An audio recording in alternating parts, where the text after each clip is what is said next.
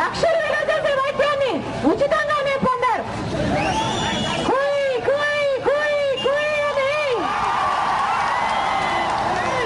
Phone చేసిన 20 నిమిషాలకు వచ్చేసేది 108. ఏ పథకం తీసుకున్నా రాజశేఖర రెడ్డి గారు అద్భుతంగా చేసి చూపించారు. దేశమంతా పేదల కోసము 5 ఏళ్లలో 47 లక్షల పక్కా ఇళ్లు కడితే రాజశేఖర రెడ్డి గారు ఒక్క మన రాష్ట్రంలోని 47 లక్షల పక్కా ఇళ్లు కట్టి చూపించాడు. చంద్రబాబు గారు 16 లక్షల మందికి పెన్షన్లు ఇస్తే రాజశేఖర రెడ్డి గారు 71 లక్షల మందికి పెన్షన్లు ఇచ్చారు. అంత పెద్ద మనసు రాజశేఖర రెడ్డి గారిది. ఇంటింటి తలుపు తట్టి మరి సంక్షేమ పథకాలను అందించిన ఏకైక ముఖ్యమంత్రి రాజశేఖర రెడ్డి గారు.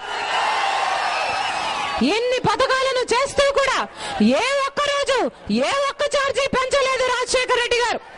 ఎందుకంటే ఆయనకు తెలుసు, నేను ఒక్క రూపాయి ఏ ఛార్జ్ అయినా పెంచితే అది పేదవాళ్ళ మీద పడుతుంది, ఆ భారం నా అక్క చెల్లెల మీద పడుతుంది, అది నాకు ఇష్టం లేదనేవాడు రాజశేఖర రెడ్డి గారు.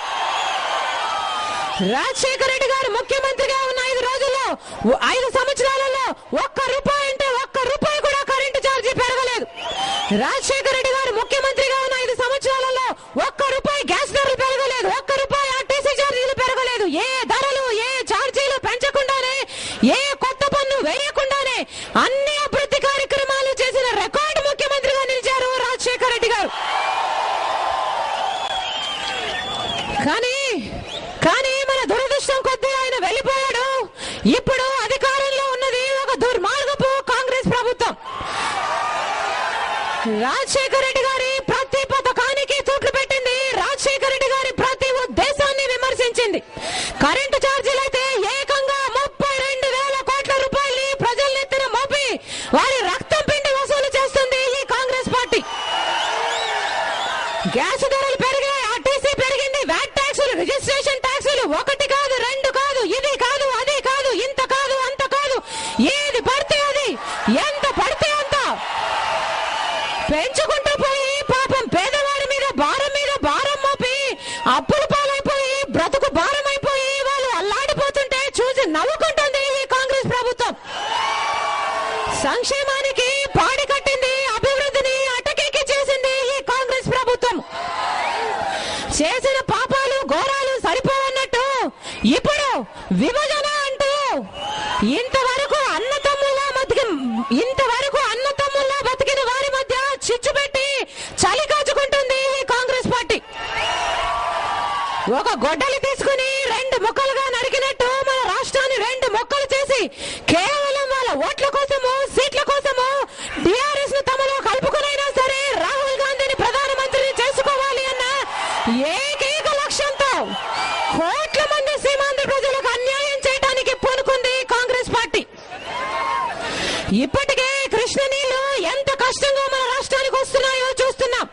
అటువంటిది మధ్యలో ఇంకో రాష్ట్రం వచ్చి కృష్ణ నీళ్లను అడ్డుకుంటే శ్రీశైలం ప్రాజెక్టు కానీ నాగార్జున సాగర్ ప్రాజెక్టు కానీ నీళ్లు రావు.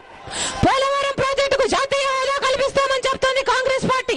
కానీ మధ్యలో ఇంకో రాష్ట్రం వచ్చి గోదావరి నీళ్లను అడ్డుకుంటే పోలవరం ప్రాజెక్టును ఏ నీళ్లతో నింపుతారని కాంగ్రెస్ పార్టీని అడుగుతున్నాం. శ్రీకాకుళం నుంచి కుప్పం దాకా సముద్రపు నీరు తప్ప మంచినీరు ఎక్కడుంది?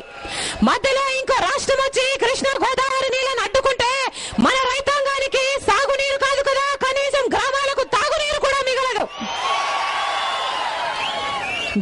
గ్రామము అల్లకారులు అయిపోతాయి, గడపలోనూ ఆత్మహత్యలు జరుగుతాయి. నీళ్ళు ఇవ్వరట, రాజధాని కూడా ఇవ్వరట. మద్రాసులు తీసుకున్నారు గతంలో, ఇప్పుడు హైదరాబాద్ ను కూడా సీమాంధ్రులకు దూరం చేస్తారట.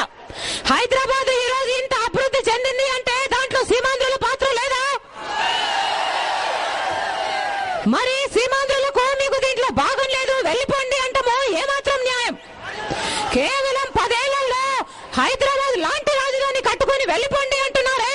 హైదరాబాద్ అభివృద్ధి చేయడానికి 60 సంవత్సరాలు పడితే కేవలం 10 ఏళ్లలో హైదరాబాద్ లాంటి రాజధాని కట్టుకోవడము ఎలా సాధ్యమవుతుంది అనుకున్నారు? కాంగ్రెస్ పార్టీ సమాధానం చెప్పాలి. ఇప్పటికే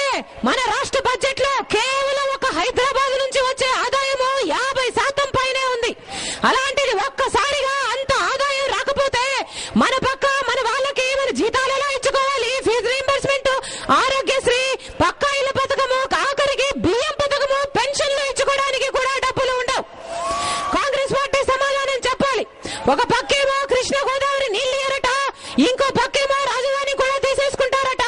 అంటే ఈ ప్రాంతం వాళ్ళు బ్రతకాలని మీ ఉద్దేశమా, లేకపోతే ఆత్మహత్యలు చేసుకుని చనిపోవాలని మీ ఉద్దేశమా? కాంగ్రెస్ పార్టీ సమాధానం చెప్పాలి.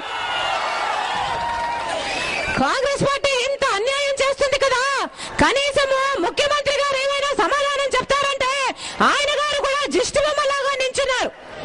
పోనీ బొత్స గారు ఈ ప్రాంతం నాయకుడు కదా, పిసిసి అధ్యక్షుడు కదా, ఈయన గారైనా ఏమైనా సమాధానం చెప్తారా అంటే ఈయన